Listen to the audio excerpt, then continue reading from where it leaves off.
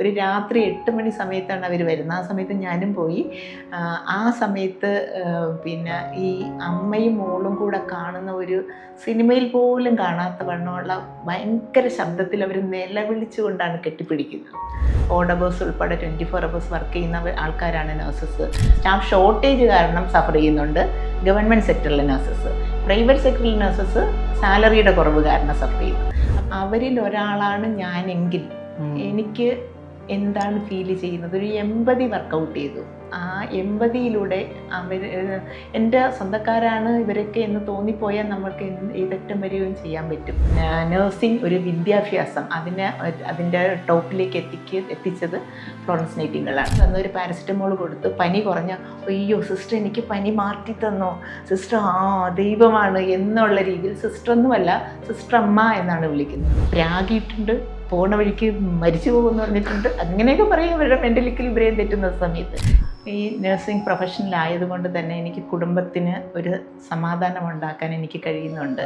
എൻ്റെ ഭർത്താവിൻ്റെ കുടുംബത്തിലായാലും എൻ്റെ കുടുംബത്തിലായാലും വീട്ടുകാരെ ഒരുമിച്ച് ചേർത്ത് നിർത്തിക്കൊണ്ടു പോകാൻ എനിക്ക് കഴിയുന്നുണ്ടെന്നുള്ളത് എനിക്ക് ആത്മാഭിമാനത്തോടു കൂടി പറയാൻ പറ്റും. അവർക്ക് നമ്മൾ കൊടുക്കുന്നതിൻ്റെ 10 മടങ്ങ് എഫക്റ്റിലാണ് അവരിങ്ങോട്ട് അതിൻ്റെ ഒരു സ്നേഹം പ്രകടിപ്പിക്കുന്നത്. അതോടൊപ്പം തന്നെ അവർക്ക് വയലൻ്റ് ആവുന്ന അവസരങ്ങളിൽ അവർ ഉപദ്രവിക്കുകയും ചെയ്യും. എന്നെ ഉപദ്രവിച്ചിട്ടുണ്ട്, എന്നെ കടിച്ച് കൈയൊക്കെ മുറിച്ചിട്ടുണ്ട്. ഈ 85 പേർക്കും 85 കഥകളാണ്. അത് ഒരു എപ്പിസോഡല്ല, പല എപ്പിസോഡല്ല, എത്ര എപ്പിസോഡ് പറഞ്ഞാലും 85 സിനിമകളാക്കാൻ പറ്റുന്ന കാര്യങ്ങളാണ്. മെൻ്റൽ ഹോസ്പിറ്റലിൽ കൊണ്ടുപോയി അഡ്മിറ്റ് ചെയ്തിട്ട് അവർ തിരിച്ചു പോവുകയാണ്. ഡിസ്ചാർജ് വാങ്ങിച്ചിട്ട് അവരപ്പം മനസ്സിൽ ഉറപ്പിക്കുന്നത് കഴിഞ്ഞു, ഉപേക്ഷിക്കുക എന്നതിന് തുല്യമാണ്. ഇല്ല, വണ്ടിയില്ല നമുക്കവിടെ. ആശാമോൽ ഒരുപാട് ബുദ്ധിമുട്ടുകൾ, ദാരിദ്ര്യം പിടിച്ച ഒരു അവസ്ഥയായിരുന്നു 2007 ദേവാസിയായിട്ട് കുഞ്ഞിനെ കാണാൻ പോകുന്നു. 10 രൂപയുടെ ചോക്ലേറ്റ് ഞാൻ വാങ്ങിച്ചു കൊടുക്കും, അമ്മ കുഞ്ഞിന് കൊടുക്കും, കാണും, തിരിച്ചു വരും. അതൊരു ഭയങ്കര മനസ്സിന് സംതൃപ്തിയാണ് അമ്മമാർക്ക്.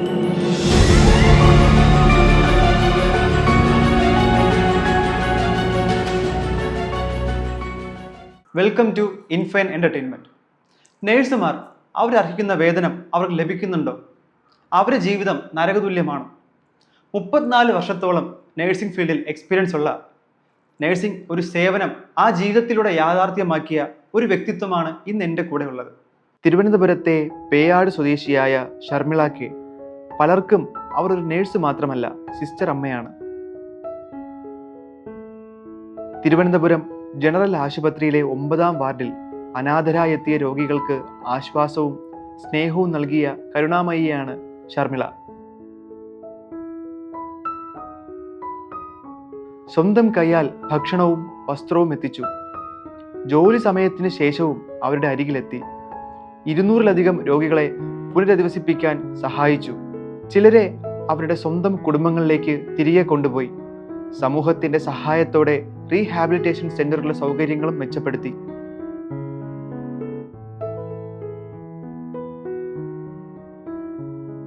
അവരുടെ സേവനങ്ങൾക്ക് ലഭിച്ച അംഗീകാരങ്ങൾ അനവധി. കേന്ദ്ര സർക്കാരിൻ്റെ ഫ്ലോറൻസ് നൈറ്റിംഗേൾ അവാർഡ്, സംസ്ഥാന സർക്കാരിൻ്റെ വനിതാരത്നം പുരസ്കാരം, മികച്ച നേഴ്സിനുള്ള സംസ്ഥാന അവാർഡ്, ഏഷ്യാനെറ്റിൻ്റെ മാധ്യമ പുരസ്കാരമായ ലൈഫ് അച്ചീവ്മെന്റ് അവാർഡ്, ഇങ്ങനെ നിരവധി ബഹുമതികൾ.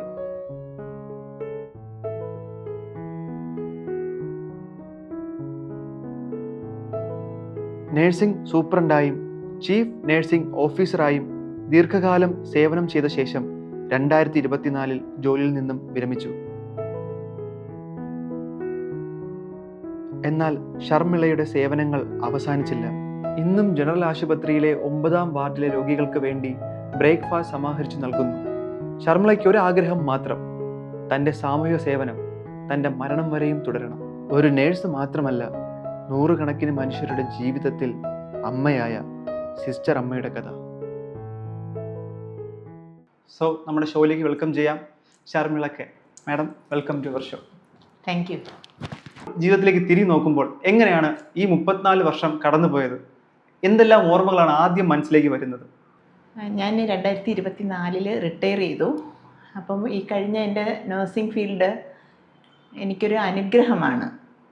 നേഴ്സ് എന്നുള്ള ഒരു പ്രൊഫഷനിലേക്ക് ഞാൻ എത്തിയത് കൊണ്ട് എനിക്ക് സ്വന്തമായിട്ടും എൻ്റെ കുടുംബത്തിനും എൻ്റെ ചുറ്റുപാടും അതുപോലെ സൊസൈറ്റിക്കും എനിക്ക് പോസിറ്റീവായിട്ട് കാര്യങ്ങൾ ചെയ്യാൻ പറ്റി എന്നുള്ളൊരു ചാരിതാർത്ഥ്യത്തോടു കൂടിയാണ് ഞാൻ ഇരിക്കുന്നത്. അതോടൊപ്പം തന്നെ ഇനിയും എൻ്റെ ആരോഗ്യം അനുവദിക്കുന്നിടത്തോളം, ഇപ്പം ദൈവത്തിൻ്റെ സഹായത്താൽ അല്ലെങ്കിൽ എൻ്റെ പ്രവൃത്തിയുടെ പരിണിത ഫലമാണോ എന്നറിയില്ല, ആരോഗ്യപരമായിട്ട് യാതൊരു പ്രശ്നവും നിലവിലില്ല. എൻ്റെ ആരോഗ്യം അനുവദിക്കുന്നിടത്തോളം സൊസൈറ്റിക്ക് വേണ്ടി എന്നാൽ കഴിയുന്ന കാര്യങ്ങൾ ചെയ്യണം എന്നുള്ളതാണ് എൻ്റെ ആഗ്രഹം. നഴ്സിംഗ് പ്രൊഫഷൻ തിരഞ്ഞെടുത്തതിൽ ഞാൻ പൂർണ്ണമായിട്ടും സംതൃപ്തയാണ്. ഓക്കെ, നിലവിൽ നമ്മുടെ സമൂഹത്തിൽ ഇപ്പോൾ ഉയർന്നു നിൽക്കുന്ന ഏറ്റവും വലിയ ആരോപണങ്ങളിൽ ഒന്നാണ് അവർ അർഹിക്കുന്ന വേതനം. നഴ്സുമാർ ദൈവത്തിൻ്റെ മാലാഖമാരാണെന്നല്ല പറയുക. ആ മാലാഖമാർക്ക് അവരർഹിക്കുന്ന അംഗീകാരവും വേതനവും ലഭിക്കുന്നില്ല. ഇപ്പോൾ സമരം നടന്നുകൊണ്ടിരിക്കുകയാണ്. മാഡത്തിന് അതിനുള്ള കാഴ്ചപ്പാടത്താണ്? ഇപ്പോൾ പ്രൈവറ്റ് സെക്ടറിലുള്ള നഴ്സസ് സമരത്തിലാണ്. ഞാൻ ഗവൺമെൻറ് സർവീസിൽ വർക്ക് ചെയ്തിരുന്ന ഒരു നേഴ്സാണ്. അപ്പം ഈ സമരത്തിനെക്കുറിച്ച് എനിക്ക് പറയാനുള്ളത്, പ്രൈവറ്റ് സെക്ടറിലുള്ള നഴ്സസിന് ആവശ്യപ്പെട്ട റെമ്യൂണറേഷൻ അവർക്ക് കിട്ടുന്നില്ല. ശരിക്കും ദൈവത്തിൻ്റെ മാലാഖമാരെന്ന പേര് വിളിപ്പേരുണ്ടെങ്കിൽ കൂടെയും അവർ മനുഷ്യരല്ലേ. അവരിൽ നിന്നും ഒരു നല്ല ഔട്ട്കം, ശരിക്കും നമ്മുടെ സഹോദരങ്ങളായിട്ടുള്ള രോഗികൾ ആശുപത്രിയിൽ വരുമ്പോൾ അവർക്ക് വേണ്ട പരിഗണനയും പരിരക്ഷയും കൊടുക്കാൻ 24 hours കൊടുക്കുന്നത് നഴ്സസാണ്. അതുകൊണ്ട് തന്നെയാണ് അവർക്ക് മാലാഖമാരെന്നുള്ള വിളിപ്പേര് വന്നത്. പക്ഷേ അവരിൽ നിന്ന് നല്ലൊരു ഔട്ട്കം ഉണ്ടാവണമെങ്കിൽ അവർ സാറ്റിസ്ഫൈഡ് ആയിരിക്കണം. അവർ സാറ്റിസ്ഫൈഡ് ആകാൻ വേണ്ടിയിട്ട് അവരുടെ ശമ്പളം നല്ലതായിരിക്കണം. അവർക്ക് വ്യക്തിപരമായ ബുദ്ധിമുട്ട്, കുടുംബത്തിൻ്റെ ബുദ്ധിമുട്ട്, എല്ലാം പലതരത്തിലുള്ള ബുദ്ധിമുട്ടുകളുണ്ടാകും. ഓഡ് അവേഴ്സ് ഉൾപ്പെടെ 24 hours വർക്ക് ചെയ്യുന്ന ആൾക്കാരാണ് നഴ്സസ്. എല്ലാ സങ്കടങ്ങളും മാറ്റിവെച്ച് ഒരു ചിരിയോടുകൂടി സ്നേഹത്തോടുകൂടി രോഗികളെ പരിചരിക്കണമെങ്കിൽ അവരുടെ മനസ്സിലൊരു സംതൃപ്തി വേണം. ആ സംതൃപ്തി നമുക്ക് അതോറിറ്റിക്ക് ശമ്പളം എന്നുള്ള രീതിയിലല്ലേ കൊടുക്കാൻ പറ്റും. അത് ആ സംതൃപ്തി ഇല്ലെങ്കിൽ പിന്നെ എങ്ങനെയാണ് ഒരു നല്ല ഔട്ട്കം ഉണ്ടാകുന്നത്? അപ്പോൾ പ്രൈവറ്റ് നഴ്സസ് സമരം ചെയ്ത് എത്രയോ തവണ സമരം ചെയ്തിട്ടാണ് അവർക്ക് സാലറി ഇൻക്രീസ് ചെയ്യാൻ പറ്റുന്നുള്ളൂ. അതും വളരെ കഷ്ടപ്പെട്ട് ആണ് കിട്ടുന്നത്. അപ്പം ഗവൺമെൻറ് സെക്ടറിൽ ജോലി ചെയ്യുന്ന എൻ്റെ ഒരു അഭിപ്രായം വെച്ചിട്ട് നമ്മുടെ സാലറി തൽക്കാലം നല്ല സാലറി തന്നെയാണ്. പക്ഷേ ഞങ്ങൾ അനുഭവിക്കുന്നത്, അതായത് ഗവൺമെൻറ് നഴ്സസ് അനുഭവിക്കുന്നത് അവിടുത്തെ സ്റ്റാഫ് ഷോർട്ടേജാണ്. ശരിക്കും സ്റ്റാഫ് ഷോർട്ടേജ് എന്ന് പറയുമ്പം 1960 സ്റ്റാഫ് പാറ്റേൺ വെച്ചിട്ടുള്ള സ്റ്റാഫിൻ്റെ നിലവാരം തന്നെയാണ് ഇപ്പോഴും പോകുന്നത്. അല്ല, ഒരു സ്ഥലത്ത് ഈ പ്രൈവറ്റ് ഹോസ്പിറ്റലുകാർ വേതനം കൊടുക്കാതെ നിൽക്കുമ്പോഴും ഇതേ ആൾക്കാർക്ക് ഇവിടെ ഒരു ഓപ്പർച്യൂണിറ്റി കിടപ്പുണ്ട്. ഗവൺമെന്റ് ഹോസ്പിറ്റലിൽ വേക്കൻസീസ് കിടപ്പുണ്ട്. വേക്കൻസി അല്ല, സ്റ്റാഫ് 1960 സ്റ്റാഫ് പാറ്റേൺ വെച്ചിട്ടാണ് ഇപ്പോഴും പോകുന്നത്. അപ്പോൾ സ്റ്റാഫ് ഷോർട്ടേജ്, വേക്കൻസി ഉണ്ടായിട്ടല്ല, അതല്ല, സ്പേസ് ഉണ്ടായിട്ട് സർക്കാർ അത് ചെയ്യുന്നില്ല എന്നുള്ളതാണ്. പുതിയ ക്രിയേറ്റ് ചെയ്യുന്നില്ല. വേക്കൻസി ക്രിയേഷൻ നടക്കുന്നില്ലാത്തത് കാരണം അവിടെ സ്റ്റാഫ് ഷോർട്ടേജ് കാരണം സഫർ ചെയ്യുന്നുണ്ട് ഗവൺമെൻറ് സെക്ടറിലെ നഴ്സസ്. പ്രൈവറ്റ് സെക്ടറിലെ നഴ്സസ് സാലറിയുടെ കുറവ് കാരണം സഫർ ചെയ്യുന്നു. അപ്പോൾ ശരിക്കും അതോറിറ്റി മനസ്സിലാക്കണം, നഴ്സസ് മാലാഖമാരെന്ന് പറഞ്ഞാൽ മാത്രം പോരാ, അവരെ സംതൃപ്തരാക്കിയാലേ നല്ല ബെറ്റർ ഔട്ട്കം ഉണ്ടാവുകയുള്ളൂ. ബെറ്റർ ഔട്ട്കം ഉണ്ടായാലേ നമ്മളുടെ രോഗികൾക്ക് കൂടുതൽ മെച്ചപ്പെട്ട ആരോഗ്യം കിട്ടുകയുള്ളൂ, നമ്മുടെ സൊസൈറ്റി നന്നാവുകയുള്ളൂ. ഇപ്പോൾ മാഡത്തിന് 34 വർഷത്തെ നേഴ്സിംഗ് കരിയർ ഉണ്ട്. പ്രേക്ഷകർക്ക് അറിയുമോ എന്നറിയില്ല, നേഴ്സിംഗിൽ സേവന മേഖലയിൽ ഒരുപാട് അവാർഡുകൾ കേരള അംഗീകാരം ലഭിച്ച ഒരു വ്യക്തിത്വമാണ് താങ്കൾ. അതിലെടുത്തു പറയേണ്ടത് ഫ്ലോറൻസ് നൈറ്റിംഗേൾ എന്ന അവാർഡ് ലഭിച്ച 2014 ലഭിച്ചു. ശരിക്കും എന്താണ് ആ പേര് കൊണ്ട് ഉദ്ദേശിക്കുന്നത്, ഈ ഫ്ലോറൻസ് നൈറ്റിംഗേൾ? ഫ്ലോറൻസ് നൈറ്റിംഗേൾ ആണ് ഞങ്ങളുടെ നഴ്സസിൻ്റെ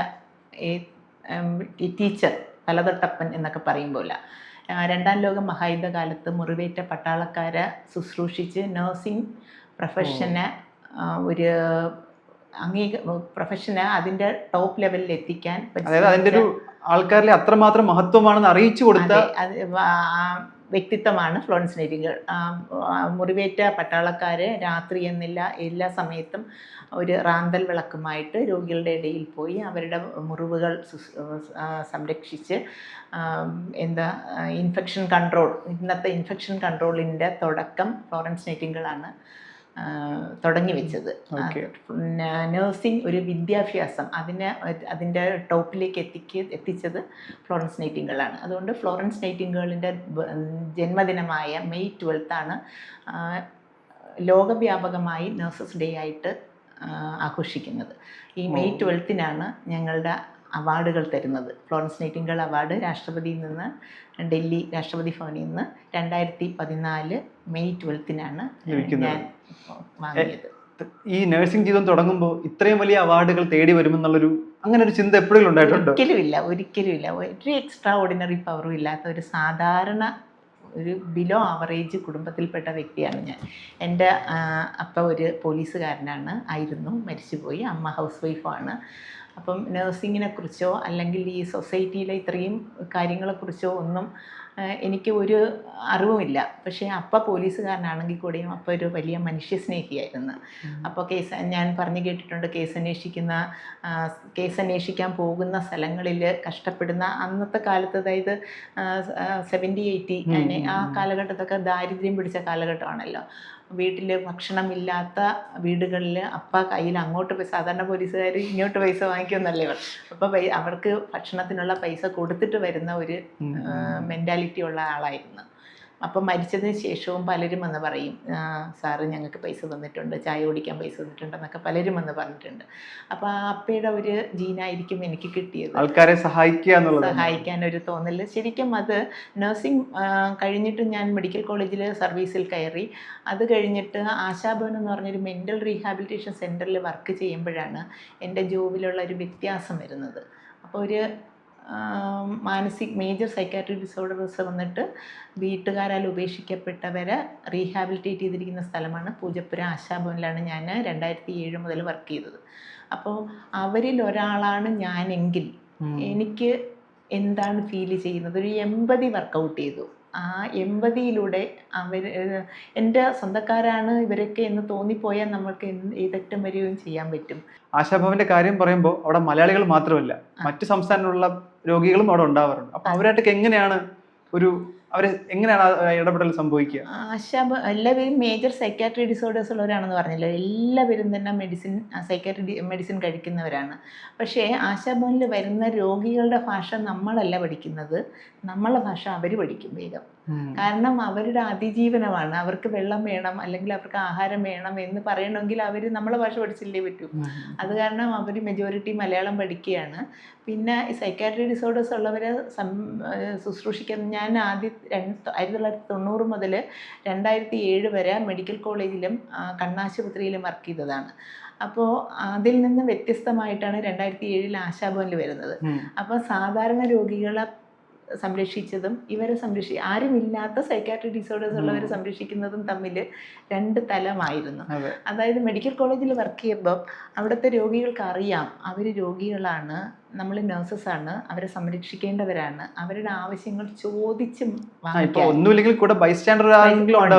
അല്ലെങ്കിൽ എനിക്കിത് കിട്ടേണ്ടതാണ്, നിങ്ങൾ എന്തുകൊണ്ട് തന്നില്ല എന്ന് ചോദിക്കാനുള്ള കപ്പാസിറ്റിയും കഴിവും ഉള്ളവരാണ് മെഡിക്കൽ കോളേജിലെ രോഗികൾ. സാധാരണ ആശുപത്രിയിലെ രോഗികൾ, മെഡിക്കൽ കോളേജിൽ നിന്നല്ല രോഗികൾ. പക്ഷേ ആശാഭവനിൽ വരുന്ന, അതായത് സൈക്കാട്രി പേഷ്യൻസിന് അവർക്ക് അറിയില്ല നമ്മൾ എന്തിനു വന്നു, നമ്മൾ എന്ത് ജോലി, അവർക്ക് നമ്മൾ എന്താണ് കൊടുക്കേണ്ടതെന്ന് അവർക്കറിയില്ല. അവർക്ക് വേണ്ടി നമ്മൾ എന്ത് ചെയ്താലും അവരതൊരു ഭയങ്കര വലിയ കാര്യമായിട്ടാണ് അവർ മനസ്സിലാക്കണം. ഒരു പനി വന്നു, ഒരു പാരസിറ്റമോൾ കൊടുത്തു, പനി കുറഞ്ഞ, അയ്യോ സിസ്റ്റർ എനിക്ക് പനി മാറ്റി തന്നോ, സിസ്റ്റർ ദൈവമാണ് എന്നുള്ള രീതിയിൽ, സിസ്റ്റർ ഒന്നുമല്ല സിസ്റ്റർ അമ്മ എന്നാണ് വിളിക്കുന്നത്. അവർക്ക് നമ്മൾ കൊടുക്കുന്നതിൻ്റെ 10 മടങ്ങ് എഫക്റ്റിലാണ് അവരിങ്ങോട്ട് അതിൻ്റെ ഒരു സ്നേഹം പ്രകടിപ്പിക്കുന്നത്. അതോടൊപ്പം തന്നെ അവർക്ക് വയലൻ്റ് ആവുന്ന അവസരങ്ങളിൽ അവർ ഉപദ്രവിക്കുകയും ചെയ്യും. എന്നെ ഉപദ്രവിച്ചിട്ടുണ്ട്, എന്നെ കടിച്ച് കൈയൊക്കെ മുറിച്ചിട്ടുണ്ട്, ചീത്ത പറഞ്ഞിട്ടുണ്ട്, പ്രാഗിയിട്ടുണ്ട്, പോണ വഴിക്ക് മരിച്ചു പോകുമെന്ന് പറഞ്ഞിട്ടുണ്ട്. അങ്ങനെയൊക്കെ പറയും അവരുടെ മെൻ്റലിക്കൽ ബ്രെയിൻ തെറ്റുന്ന സമയത്ത്. ഞാൻ 2 വീലർ ഓടിക്കുന്ന ആളാണ്. അപ്പം ഇപ്പോഴും ആശാഭവനിലുള്ള ഒരു അന്തേവാസിയാണ്, ബിന്ദു എന്നാണ് പേര്. അവൾക്ക് ദേഷ്യം വന്നപ്പോൾ, നീ പോണ വഴിക്ക് നിന്റെ വണ്ടി ലോറി കയറി അരഞ്ഞു പോട്ടെ, ഈ രീതിയിലൊക്കെ പറയും. അതൊക്കെ ശരിക്കും ഈ ആശാഭവനിൽ വർക്ക് ചെയ്യണമെങ്കിൽ ശരിക്കും വേറൊരു മനസ്സ് തന്നെ വേണ്ടേ? സാധാരണ രോഗികൾക്ക് അപ്പുറത്തേക്ക് അവരെ അതിനപ്പുറത്തേക്ക് ഒരു കരുണയും മനസ്സും ഉണ്ടാവും. തീർച്ചയായിട്ടും ഒരു ആറ്റിറ്റ്യൂഡ് ഉള്ളവർക്ക് മാത്രമേ ഒരു നേഴ്സ് ആവണമെങ്കിൽ അതിനൊരു ആറ്റിറ്റ്യൂഡ് വേണം. അതുകൊണ്ടാണല്ലോ പണ്ട് മുതലേ സ്ത്രീകളെ നഴ്സിംഗ് പ്രൊഫഷനിലേക്ക് വന്നത്. അവർക്കൊരു കരുണയും കാരുണ്യവും സ്ത്രീകൾക്ക് പുരുഷന്മാരെ അപേക്ഷിച്ച് ഉള്ളത് അത് ദൈവികമായ ഒരു സംഭവമാണല്ലോ. അതുകൊണ്ടാണ് പണ്ട് കാലങ്ങളിൽ സ്ത്രീകൾ മാത്രം നഴ്സസ് ആയത്. ഇപ്പം പിന്നെ പുരുഷന്മാരും ഉണ്ട്. അപ്പോൾ കരുണയും ആറ്റിറ്റ്യൂഡും ഉള്ളവർ വേണം നഴ്സിംഗ് പ്രൊഫഷനിൽ വരാനായിട്ട്. അത് നേഴ്സായാൽ കരുണ വേണം, പിന്നെ സൈക്കാട്രി പേഷ്യൻസിനെ നോക്കാൻ കുറച്ചുകൂടെ വേണം. അതെ, കാരണം നന്നായിട്ട് പ്രകടിപ്പിക്കുകയും ക്ഷമയും വേണം, അത് മനസ്സിലാക്കാനുള്ള ഒരു മാനസികാവസ്ഥയും വേണം, തീർച്ചയായിട്ടും വേണം. ഓക്കെ, കിട്ടിയ അംഗീകാരങ്ങളെ പറ്റി പറയുമ്പോൾ അതിൽ എടുത്തു പറയേണ്ടതാണ് വനിതാ രത്നത്തിന് കിട്ടിയ സംസ്ഥാന സർക്കാരിൽ നിന്ന് കിട്ടിയ അവാർഡ്. എങ്ങനെയാണ് ആ മൊമെന്റിനെ കാണുന്നത്, ഒരു പ്രൗഡ് മൊമെന്റിനെ എങ്ങനെയാണ് കാണുന്നത്? തീർച്ചയായിട്ടും ഓരോ അംഗീകാരവും, ഞാൻ നേരത്തെ പറഞ്ഞതുപോലെ ഒരു എക്സ്ട്രാ ഓർഡിനറി പവറും ഇല്ലാത്തൊരു സാധാരണ ആളാണ് ഞാൻ. ഇവിടെ ഈ നിലയിലെത്തുമെന്നൊന്നും യാതൊരു സ്വപ്നത്തിൽ പോലും കണ്ട കാര്യമല്ല. ആശാഭവനിൽ നിന്ന് ട്രാൻസ്ഫർ ആകുന്ന സമയത്താണ് സാമൂഹ്യക്ഷേമ വകുപ്പ് എൻ്റെ സർവീസ് മാനിച്ചുകൊണ്ട് ഒരു വലിയ സെൻഡ് ഓഫ് പ്രോഗ്രാം തരുന്നത്. ആ സെൻഡ് ഓഫ് പ്രോഗ്രാമിൽ മിനിസ്റ്ററാണ് എനിക്കൊരു അംഗീകാരം തരുന്നത്. അതൊക്കെ ഒരു സ്വപ്നം പോലെ, അത് ഒരിക്കലും എനിക്ക് മറക്കാൻ പറ്റാത്ത സ്വപ്നം പോലെ ഒരു സെൻഡ് ഓഫ്. ഒരു 5 വർഷം വർക്ക് ചെയ്തിരുന്ന ഒരു സ്ഥലത്ത് നിന്ന് ഇങ്ങനെയൊക്കെ വർക്ക് ചെയ്യുമ്പോൾ ഒരിക്കലും ആഗ്രഹിച്ചിട്ടുണ്ടാവത്തില്ലല്ലോ. തീർച്ചയായിട്ടും സങ്കല്പിച്ചിട്ട് പോലുമില്ല. ശരിക്കും പറഞ്ഞാൽ ഇതെല്ലാം മിനിസ്റ്റർ ഒരു പ്രോഗ്രാമിന് വരുന്നത് കൊണ്ട് ഞാൻ എന്തൊക്കെ ചെയ്തു എന്ന് എന്നോട് ചോദിക്കുമ്പോഴാണ് ഞാൻ ഓരോന്നിങ്ങനെ ഓർത്തെടുത്ത്, അതൊന്നും റെക്കോർഡ് ചെയ്ത് വെച്ചിട്ടില്ല, ഒരു കാര്യവും റെക്കോർഡ് ചെയ്ത് വെച്ചിട്ടില്ല, പക്ഷേ ഓർത്തെടുത്താണ് ഓരോ കാര്യങ്ങളും ഞാൻ പറയുന്നത്. അറിയില്ലായിരുന്നു. പിന്നീട് അതെൻ്റെ ജീവിതമായി മാറി. വനിതാരത്ന പുരസ്കാരം കിട്ടുമ്പോഴായാലും, നാഷണൽ ഫ്ലോറൻസ് നൈറ്റിംഗേൽ അവാർഡ് കിട്ടുമ്പോൾ, സ്റ്റേറ്റ് അവാർഡ് കിട്ടുമ്പോൾ, അല്ലെങ്കിൽ ഏഷ്യാനെറ്റിൻ്റെ ലൈഫ് ടൈം അച്ചീവ്മെൻറ്റ് കിട്ടുമ്പോഴാവട്ടെ, ഇപ്പോഴൊക്കെ ഞാൻ മനസ്സിലാക്കുന്നത്, എൻ്റെ മാത്രം ഒരു ചിന്തയിൽ ഞാൻ മനസ്സിലാക്കുന്നത്, ഞാൻ ഈ സാധുക്കളായ വ്യക്തികൾക്ക് ചെയ്തു കൊടുത്ത ഉപകാരങ്ങൾ അവർ പ്രാർത്ഥനാ രൂപത്തിൽ ചിന്തിക്കുകയും അത് സർവശക്തൻ ഒരു മറുപടിയായിട്ട് എനിക്ക് കിട്ടിയതുമായിരിക്കും എന്നാണ് ഞാൻ മനസ്സിലാക്കുന്നത്. ഈ അവാർഡ് മാത്രമല്ല, ഈ നഴ്സിംഗ് പ്രൊഫഷൻ തിരഞ്ഞെടുത്തിൽ ഞാൻ സംതൃപ്തയാണെന്ന് ഞാൻ പറഞ്ഞല്ലോ.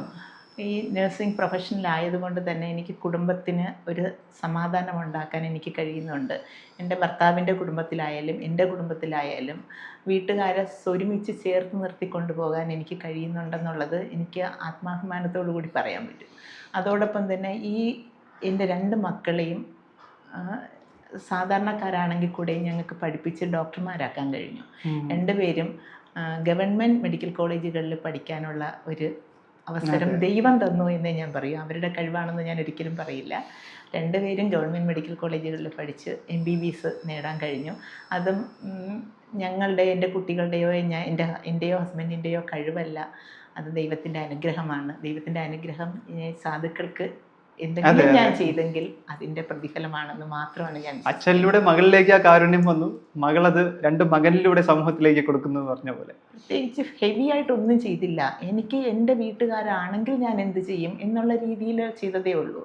പക്ഷെ ആ ചെയ്തതെല്ലാം ദൈവത്തിൻ്റെ സ്പർശം ഉണ്ടായിരുന്നു. ഞാൻ ആർക്ക് വേണ്ടി, എനിക്ക് എൻ്റെ കൂടെ എൻ്റെ ഡിപ്പാർട്ട്മെൻറ്റിൽ നിന്നോ എൻ്റെ സഹപ്രവർത്തകരിൽ നിന്നോ എല്ലാ പേരിൽ നിന്നോ ഓരോ വ്യക്തികൾക്കും വേണ്ടി ചെയ്യുന്ന ഓരോ വലിയ വലിയ കാര്യങ്ങളാണെങ്കിലും അതെല്ലാം പോസിറ്റീവ് എൻഡായിരുന്നു. ഇപ്പോൾ അത് പറഞ്ഞപ്പോഴാണ് മാഡം ആശാഭവനിലുള്ള സമയത്ത് ഉള്ളൊരു അനുഭവം പറയാൻ, ഒരാളെ റെസ്ക്യൂ ചെയ്ത് അല്ലെങ്കിൽ അങ്ങനെ ഒരു അനുഭവം പറയുന്നുണ്ടെങ്കിൽ ഞങ്ങളുമായി എന്തെങ്കിലും ഷെയർ ചെയ്യാമോ? അങ്ങനെ എന്തെങ്കിലും അനുഭവം? ആശാഭവനിൽ ഞാൻ ട്രാൻസ്ഫറായി പോകുമ്പം 55 അന്തേവാസികളാണ് ഉണ്ടായിരുന്നത്. അവിടെ നിന്ന് ട്രാൻസ്ഫർ ഔട്ടായി പോകുന്ന സമയത്ത് 85 പേരും ഉണ്ടായിരുന്നു. ഈ 85 പേർക്കും 85 കഥകളാണ്. അത് ഒരു എപ്പിസോഡല്ല, പല എപ്പിസോഡല്ല, എത്ര എപ്പിസോഡ് പറഞ്ഞാലും 85 സിനിമകളാക്കാൻ പറ്റുന്ന കാര്യങ്ങളാണ്. അതിൽ ഇപ്പോഴും ആശാഭവനിലുള്ള കില്ലാടി എന്ന് പേരുള്ള ഒരു അന്തേവാസി ഇപ്പോഴുമുണ്ട്. അതർ സ്റ്റേറ്റുകാരിയാണ്.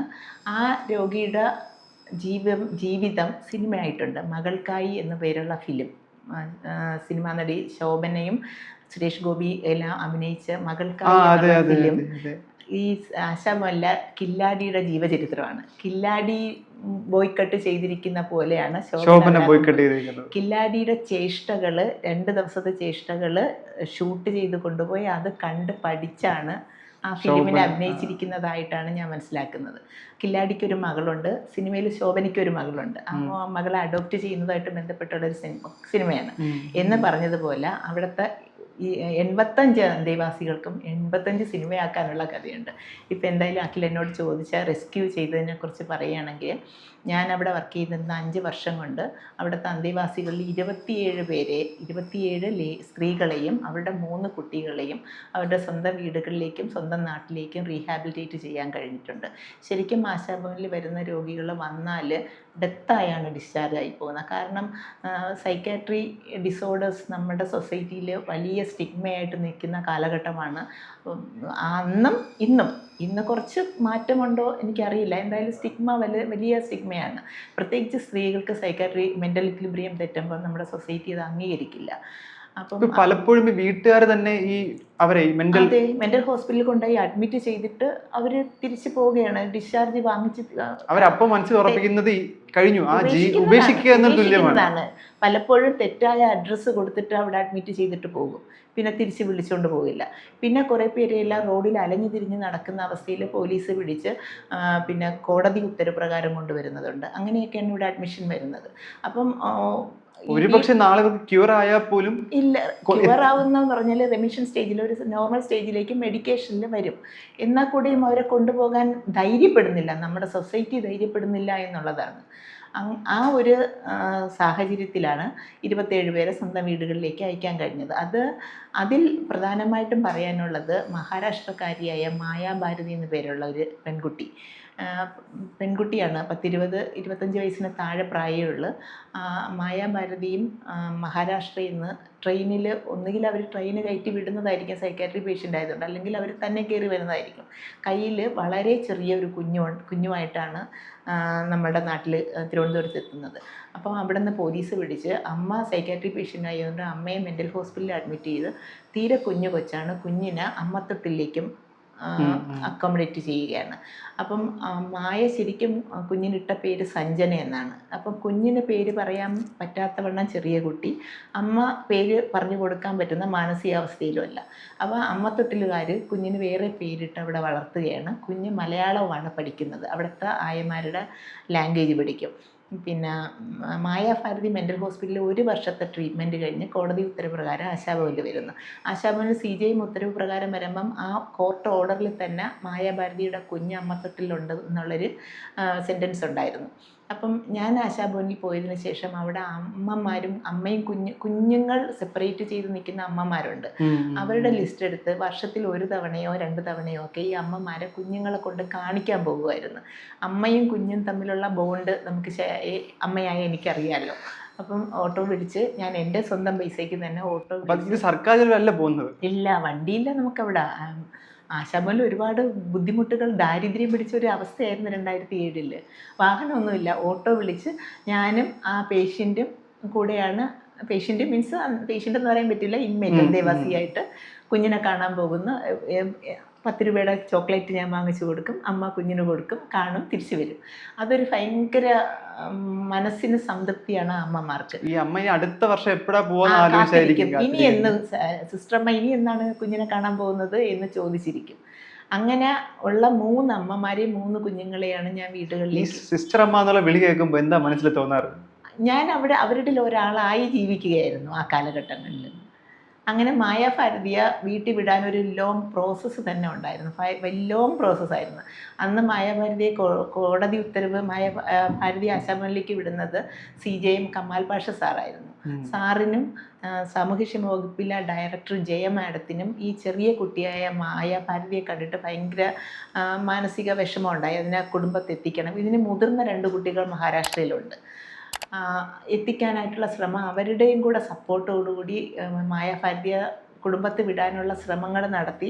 അതിന് ഒരുപാട് കടമ്പകളുണ്ടായിരുന്നു. സൈക്കാട്രി പേഷ്യൻ്റ് ആയതുകൊണ്ട് പോലീസ് കൂടെ പോകണം, കുഞ്ഞ് അമ്മയുമായിട്ട് അറ്റാച്ച്ഡ് അല്ലാത്തത് കൊണ്ട് കുഞ്ഞിന് അമ്മത്തൊട്ടിൽ ഒരായ അക്കമ്പനി ചെയ്യണം, മായാഭാരതി സൈക്കാട്രി ആയതുകൊണ്ട് അതിനൊരാൾ വേണം, പോലീസ് വേണം. ഇത്രയും പേരെയും കൊണ്ടുപോകാനായിട്ട് ട്രെയിനിന് സാധാ ട്രെയിൻ പോരാ, AC കമ്പാർട്ട്മെൻറ്റ്, അതായത് ക്യൂബിക്കിൾ വരെ സെപ്പറേറ്റ് ചെയ്തിരുത്തുന്ന സ്ഥലത്ത് ട്രെയിൻ ടിക്കറ്റ് വരെ ആകുന്ന ഒരു സമയം വന്നപ്പോഴേക്കും എനിക്ക് ട്രാൻസ്ഫറായി ഞാൻ ജനറൽ ഹോസ്പിറ്റലിലേക്ക് പോയി. അപ്പോൾ ഈ പ്രൊസീജിയേഴ്സ് എല്ലാം അടുത്ത ആളിന് ഹാൻഡ് ഓവർ ചെയ്തിട്ടാണ് ഞാൻ പോകുന്നതെങ്കിലും ഒരു സിസ്റ്റത്തിൽ, നമ്മുടെ സിസ്റ്റത്തിൽ ഒരു ചേഞ്ച് വരുമ്പോഴത്തേക്ക് അത് ലാഗ് ചെയ്തു. പിന്നെ സംഗതി നടന്നില്ലെന്നല്ല, ലാഗ് ചെയ്തു. ആ സമയത്ത് ഞാൻ ജനറൽ ഹോസ്പിറ്റലിൽ പോയപ്പം അവിടെ 2 മഹാരാഷ്ട്രക്കാരായ PG സ്റ്റുഡൻസ് ഉണ്ടായിരുന്നു. Doctor Nandakumar, doctor Chandrakant. ഞാനിപ്പോഴും നല്ലവണ്ണം ഓർക്കുന്നുണ്ട്. അവരുമായിട്ട് ഞാൻ സംസാരിച്ചു. എനിക്ക് നിങ്ങളെ നാട്ടുകാരി ഒരു അന്തേവാസി എനിക്കുണ്ട് എന്ന് പറഞ്ഞിട്ട് ആ ഡോക്ടർ നന്ദകുമാറിനെ കൊണ്ട് എൻ്റെ ഫോണിൽ മായാഭാരതിയായിട്ട് സംസാരിച്ചു. മറാഠി ലാംഗ്വേജ്, അവരുടെ ലാംഗ്വേജിൽ സംസാരിച്ചു. എന്നിട്ട് പിന്നെ ഒരു ലെഷർ ടൈം വന്നപ്പോൾ ഈ 2 ഡോക്ടർമാരെയും ഞാനുമായിട്ട് ഞങ്ങൾ 2 2 വീലറിലായിട്ട് മുന്നിലും പിറകിലുമായിട്ട് ആ പൂജപ്പുര വന്ന് എൻ്റെ ഡ്യൂട്ടി കഴിഞ്ഞ സമയത്ത് ഞാൻ ഇവരെ പൂജപ്പുര കൊണ്ടുവന്ന് മായയായിട്ട് ബന്ധപ്പെടുത്തി സംസാരിച്ച്. പിന്നീട് ഈ ഡോക്ടേഴ്സ് നാട്ടിൽ പോയി ഇവരുടെ വീട്ടുകാരെ കണ്ടു. ഡോക്ടർമാരുടെ ഒരു സപ്പോർട്ടിൽ മായയുടെ അമ്മയും 2 സഹോദരന്മാരും നാട്ടിൽ വന്ന് മായയും കുഞ്ഞിനെയും കൂട്ടിക്കൊണ്ടുപോയി. അതൊരു ഭയങ്കര ലോങ് പ്രോസസ്സ് ആയിരുന്നു. മാത്രമല്ല അതൊരു ഹൃദയസ്പൃക്കായ ഒരു സംഗതിയായിരുന്നു. ഒരു രാത്രി 8 മണി സമയത്താണ് അവർ വരുന്നത്. ആ സമയത്ത് ഞാനും പോയി. ആ സമയത്ത് പിന്നെ ഈ അമ്മയും മോളും കൂടെ കാണുന്ന ഒരു സിനിമയിൽ പോലും കാണാത്ത വണ്ണമുള്ള ഭയങ്കര ശബ്ദത്തിൽ അവർ നിലവിളിച്ചുകൊണ്ടാണ് കെട്ടിപ്പിടിക്കുന്നത്. അങ്ങനെ വിടാൻ പറ്റി. ആ 2 മക്കൾ നാട്ടിലുണ്ട്, ഈ ഒരു കുഞ്ഞ്. അമ്മ അല്ല എങ്കിൽ 2 കുട്ടികൾ മഹാരാഷ്ട്രയിൽ, അമ്മ ഇവിടെ, മായ ആശാഭവനിൽ, കുഞ്ഞ് അമ്മത്തൊട്ടിൽ. എത്ര സ്പ്ലിറ്റായി പോകേണ്ടതായിരുന്നു, ചേർത്ത് വയ്ക്കാൻ പറ്റി. അതുപോലെ തന്നെ ഷീജ എന്ന് പേരുള്ള കന്യാകുമാരിക്കാരി ഒരു പെൺകുട്ടി, അതിൻ്റെ മൂത്ത കുട്ടി കന്യാകുമാരിയിൽ, ഷീജ ആശാഭവനിൽ, ഷീജയുടെ ഇളയ കുഞ്ഞ് അമ്മത്തൊട്ടിൽ. അവരെയും ചേർത്ത് വയ്ക്കാൻ പറ്റി. പിന്നെയും വേറെ അങ്ങനെ 3 അമ്മമാരെയും 3 കുഞ്ഞുങ്ങളെയും ചേർത്തു. അങ്ങനെ മൊത്തം 27 സ്ത്രീകളെ കേരളത്തിനകത്തും പുറത്തുമായിട്ട് റീഹാബിലിറ്റേറ്റ് ചെയ്യാൻ പറ്റി. അതൊക്കെ എന്ന് പറഞ്ഞാൽ ഈ ഒരു പ്രൊഫഷനിൽ വന്നതുകൊണ്ടല്ലേ, അല്ലാതെ ഒരുപാട് പേരുണ്ട്. പക്ഷെ അത് മാഡത്തിന്റെ മനസ്സിലുള്ള കരുണ ഉള്ളത് കൊണ്ട് മാത്രമാണ്. നമ്മൾ ഇറങ്ങിത്തിരിച്ചാൽ, എന്താ പറഞ്ഞ കണക്ക്, നമ്മളൊരു ആഗ്രഹിച്ച് ഇറങ്ങിത്തിരിച്ചാൽ എല്ലാവരും നമ്മുടെ കൂടെ ചേർന്ന് നിൽക്കുകയും അത് സ്മൂത്തായിട്ട് കാര്യങ്ങൾ ഓരോ പോസിറ്റീവ് എൻഡ് ആകുമ്പോഴത്തേക്ക് ഒരു സന്തോഷമാണ്, ഇനി അടുത്തത് ചെയ്യാം. അങ്ങനെയാണ് ചെയ്തു വരുന്നത്. എന്തായാലും ഈ ചെയ്തതിനെല്ലാം ദൈവം തന്ന ഒരു റിട്ടേൺ ആയിരിക്കും ഈ അംഗീകാരങ്ങളും എൻ്റെ കുടുംബത്തിൻ്റെ സമാധാനം, മക്കളുടെ സമാധാനം, ആരോഗ്യം, ഇതെല്ലാം ചെയ്യുന്നതിൻ്റെ ഫലം തന്നെയാണ്. ഓക്കെ, ഇനി മാഡത്തിൻ്റെ കരിയറിൽ നോക്കുകയാണെങ്കിൽ ഈ ജനറൽ ഹോസ്പിറ്റലിൽ വർക്ക് ചെയ്തെന്ന് പറഞ്ഞു, മെഡിക്കൽ കോളേജിൽ വർക്ക് ചെയ്തെന്ന് പറഞ്ഞു, ശരിക്കും അത്യാഹിത വിഭാഗത്തിൽ വർക്ക് ചെയ്യുന്നതാണോ അതോ ഓപ്പറേഷൻ വിങ്ങിൽ വർക്ക് ചെയ്യുന്നതാണോ ഏറ്റവും ഡിഫിക്കൽട്ടായിട്ടുള്ള കാര്യം? എല്ലാത്തിനും അതിൻ്റേതായ ബുദ്ധിമുട്ടുണ്ട്. അത്യാഹിത വിഭാഗത്തിൽ ഞാൻ വർക്ക് ചെയ്തിട്ടുണ്ട്, ഓപ്പറേഷൻ തിയേറ്ററിൽ വർക്ക് ചെയ്തിട്ടുണ്ട്. അത്യാഹിത വിഭാഗം എന്ന് പറഞ്ഞാൽ മെഡിക്കൽ കോളേജിലെ കാഷ്വാലിറ്റി വർക്ക് ചെയ്തിട്ടുണ്ട്, ജനറൽ ഹോസ്പിറ്റലിലെ കാഷ്വാലിറ്റി വർക്ക് ചെയ്തിട്ടുണ്ട്, മെഡിക്കൽ കോളേജിലെ തന്നെ ന്യൂറോ സർജറി ഓപ്പറേഷൻ തിയേറ്ററിൽ വർക്ക് ചെയ്തിട്ടുണ്ട്, കണ്ണാശുപത്രിയിലെ ഓപ്പറേഷൻ തിയേറ്ററിൽ വർക്ക് ചെയ്തിട്ടുണ്ട്. എല്ലായിടത്തും നമുക്ക് നമ്മളുടെ ജോബ് ഏത് പ്രൊഫഷനായാലും നമ്മൾ ഇഷ്ടപ്പെട്ട് ചെയ്യുകയാണെങ്കിൽ നമുക്ക് കഷ്ടപ്പാടുണ്ടാവില്ല. അതിനെ ഇഷ്ടപ്പെട്ട് സ്നേഹത്തോടെ. ചില സിസ്റ്റർമാരുണ്ട് സംസാരിക്കുന്ന ഭയങ്കര ഒരു ദേഷ്യത്തോടെ സംസാരിക്കാൻ നമ്മൾ അനുഭവിച്ചിട്ടുള്ള കാര്യമാണ്. പ്രത്യേകിച്ച് ഈ മെഡിക്കൽ ഹോസ്പിറ്റലിൽ കോളേജിലൊക്കെ പോകുമ്പോൾ നമുക്കറിയാം അവർ ചിലപ്പോൾ ഡെയിലി ഒരു 1000 പേരോ 2000 പേരോ പരിചരിക്കുന്നതായിരിക്കാം. പക്ഷെ അപ്പോൾ പോലും രോഗിക്ക് ആ വരുന്ന നേഴ്സ് എന്ന് പറഞ്ഞു കഴിഞ്ഞാൽ രോഗത്തെ പറ്റിയോ അല്ലെങ്കിൽ എന്തെങ്കിലും ഒരു സമാധാന വാക്ക് കിട്ടാൻ ഒരേ ഒരു ഹോപ്പ് ആ സിസ്റ്റർ ആയിരിക്കാം. ചിലപ്പോഴൊക്കെ അവർ ഭയങ്കര റൂഡായിട്ട് സംസാരിക്കുന്നത് കാണാറുണ്ട്. അപ്പോൾ അവരോട് എന്താ മാഡം അങ്ങനെ സംസാരിക്കുമ്പോൾ മാഡം എന്താ തോന്നാറ്? അതിപ്പം അഖിൽ തന്നെ അതിൻ്റെ മറുപടിയും കൂടെ പറഞ്ഞിട്ടുണ്ട്. ശരിക്കും പറഞ്ഞാൽ ഈ നേഴ്സുമാരെന്ന് പറഞ്ഞാൽ അവരും മനുഷ്യരല്ലേ, അവരും പല മാനസികാവസ്ഥയിൽ വരുന്നതാണ്. അപ്പം ഈ 2 കൂട്ടരും അത് മനസ്സിലാക്കേണ്ടതുണ്ട്. എന്ന് പറഞ്ഞ് ഈ രോഗികളായിട്ട് വരുന്നവർ എക്സ്ട്രീം, അവരുടെ ഏറ്റവും ഒരു പ്രതീക്ഷയില്ലാത്തൊരവസ്ഥയിലാണ് ആശുപത്രിയിൽ എത്തുന്നത്. അപ്പോൾ അവരുടെ മാനസികാവസ്ഥ ഏറ്റവും മോശമായ അവസ്ഥയാണ്. നേഴ്സസ് ആയാലും ആരോഗ്യപ്രവർത്തകർ എന്ന് പറയാം. ആരോഗ്യപ്രവർത്തകർ അവർ ആഗ്രഹിച്ചിരിക്കുന്ന ഒരു ജോബിലേക്ക്, സ്റ്റുഡൻസ് ആണെങ്കിലും സ്റ്റാഫാണെങ്കിലും അവർ ആഗ്രഹിക്കുന്ന ഒരു ജോബാണ് ചെയ്യുന്നത്. അപ്പം ശരിക്കും ആരോഗ്യപ്രവർത്തകർ തന്നെയാണ് അത് മനസ്സിലാക്കേണ്ടത്. എല്ലാം കൈവിട്ട ഒരവസ്ഥയിലാണ് രോഗികൾ ഹോസ്പിറ്റലിൽ എത്തുന്നത്.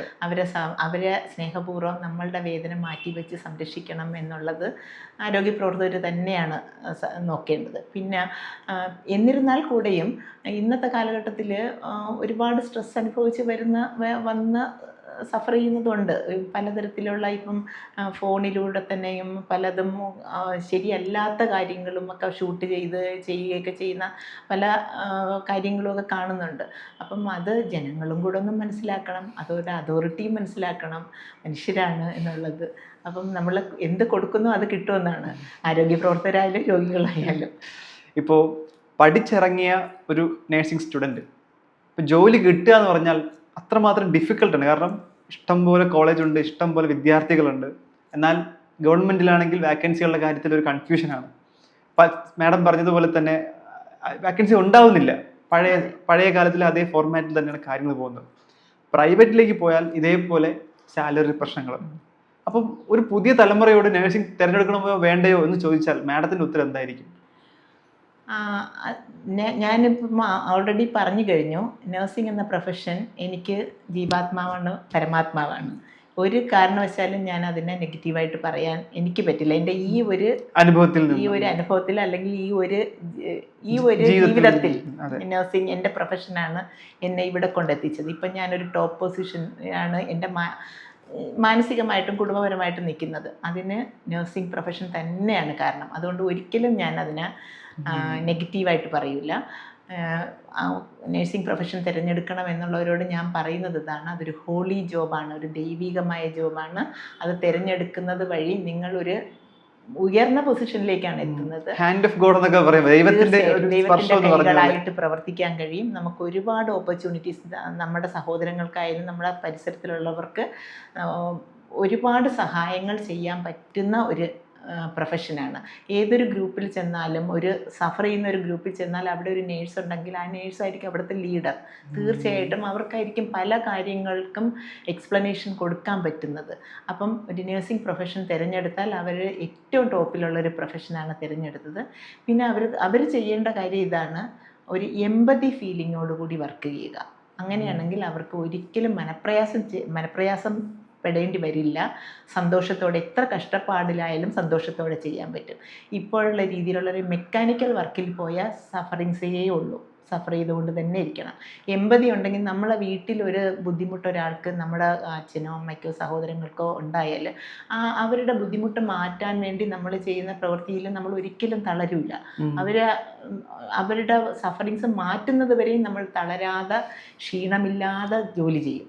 അതുപോലെ തന്നെയാണ് നഴ്സിംഗ് പ്രൊഫഷനിലും ഒരു വാർഡിൽ ചെന്നാൽ നമ്മൾ ഇഷ്ടപ്പെട്ട് എമ്പതിയോടുകൂടി ചെയ്താൽ നമുക്ക് ഉറക്കം വരില്ല, ക്ഷീണം വരില്ല, വിഷമം വരില്ല, നന്നായിട്ട് ചെയ്യാം. നമ്മൾ നന്നായിട്ട് രോഗികളെ പരിചരിക്കുമ്പോൾ രോഗികളിൽ നിന്നുള്ള ഫീഡ്ബാക്ക് നല്ലത് തന്നെയായിരിക്കും. അപ്പം നമുക്ക് കൂടുതൽ എനർജിയാണ്, വീണ്ടും വീണ്ടും ചെയ്യണം എന്നുള്ളൊരു എനർജി വരികയാണ് ചെയ്യുന്നത്. അപ്പോഴും ഈ ചില ആൾക്കാരുണ്ടല്ലോ, ഈ ഹോസ്പിറ്റലിൽ നേഴ്സിനോട് ദേഷ്യപ്പെടുക, അല്ലെങ്കിൽ അവരോട് തർക്കിക്കുക, പ്രശ്നം ഉണ്ടാക്കുക, അങ്ങനത്തെ സാഹചര്യങ്ങൾ ഉണ്ടായിട്ടുണ്ടോ മാഡത്തിന്? അങ്ങനത്തെ സാഹചര്യങ്ങളുണ്ട്, ഉണ്ടായിട്ടുണ്ട്.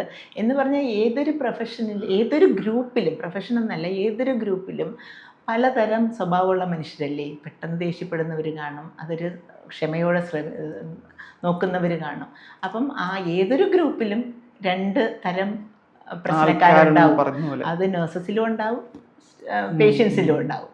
അപ്പോൾ അങ്ങനെയുള്ള ഒരു സിറ്റുവേഷൻസ് ഒക്കെ തീർച്ചയായിട്ടും ഉണ്ടാവും. അതാണല്ലോ അതെന്ന് പറഞ്ഞാൽ ഒരു 100 നല്ല കാര്യങ്ങൾ വരുമ്പോഴായിരിക്കും ഒരു മോശം കാര്യം വരുന്നത്. അതൊക്കെ നമുക്ക് മനസ്സിലാക്കി പോകാം. നമ്മുടെ ആരോഗ്യ മേഖല അത്യുത്തമമാണ് എന്ന് പറയുമ്പോഴും ഇപ്പം നിലവിലെ വാർത്തകൾ നമ്മൾ കാണാറുണ്ട്. ഇപ്പം ഒരു സ്ത്രീയുടെ വയറ്റിനകത്ത് കത്രിക കുടുങ്ങിപ്പോൾ ഇങ്ങനത്തെ കുറേ വാർത്തകൾ കാണാറുണ്ട്. ഇതെല്ലാം കാണുമ്പോൾ മാഡത്തിന് എന്താണ് തോന്നുന്നത്? അതെങ്ങനെ സംഭവിക്കാനൊരു സാധ്യത ഉണ്ടാവുക? അതൊക്കെ കാണുമ്പം ശരിക്കും അതിശയമാണ് തോന്നുന്നത്. ഞാനും ഓപ്പറേഷൻ തിയേറ്ററിൽ വർക്ക് ചെയ്തതാണ്. സ്റ്റാഫ് നഴ്സായിട്ടും ഹെഡ് നഴ്സായിട്ടും ഓപ്പറേഷൻ തിയേറ്ററിൽ വർക്ക് ചെയ്തിരുന്നതാണ്. മെഡിക്കൽ കോളേജിലെ വലിയ operation theatre, general hospital operation തിയേറ്ററിലൊക്കെ വർക്ക് ചെയ്തിരുന്നതാണ്. ഇതൊക്കെ കാണുമ്പം അതിശയം, അത്ഭുതം, ഇതെങ്ങനെ കാരണം ഞങ്ങൾ പുറത്തുനിന്ന് ആൾക്കാരാണ്, ഞങ്ങൾക്ക് ആ റൂമിനകത്ത് എന്താ സംഭവിക്കുന്നത് അറിയാത്ത ആൾക്കാരാണ്. ആ രോഗിയോട് നമ്മുടെ ആരോഗ്യ പ്രവർത്തക എന്നുള്ള നിലയിൽ ഞാൻ ക്ഷമ ചോദിക്കാനേ ഈ ഒരു അവസരം. ഒരിക്കലും സംഭവിക്കാൻ പാടില്ലാത്തത് സംഭവിക്കരുതാത്തതാണ്. എങ്ങനെ സംഭവിച്ചു പറയാൻ പറ്റില്ല. ഇതിനെന്ത് സാധ്യതയാണുള്ളത്? കാരണം ഇത്രയും വലിയൊരു ഒബ്ജക്റ്റ് ഒരാളുടെ ബോഡിക്കകത്ത് എങ്ങനെ പെട്ടുപോകാനാണ് സാധ്യത ഉണ്ടാകുന്നത്? അതാണ് നെഗ്ലിജൻസ് തന്നെയാണ്. ഇതൊരു ശരിക്കും ക്ഷമിക്കാൻ പറ്റാത്ത വണ്ണമുള്ള ഒരു തെറ്റ് തന്നെയാണ്. അങ്ങനെ സംഭവിക്കാതിരിക്കാനുള്ള ഒരുപാട് ക്രൈറ്റീരിയകൾ നമ്മളുടെ ഓരോ പ്രൊസീജിയറിനും ഉണ്ട്. സംഭവിക്കാതിരിക്കാനുള്ള ക്രൈറ്റീരിയകൾ ധാരാളം. അത് ഫോളോ ചെയ്യാത്തതിന്റെ പ്രശ്നമാണ്. അതിൽ വന്നുപോയ മിസ്റ്റേക്കാണ്.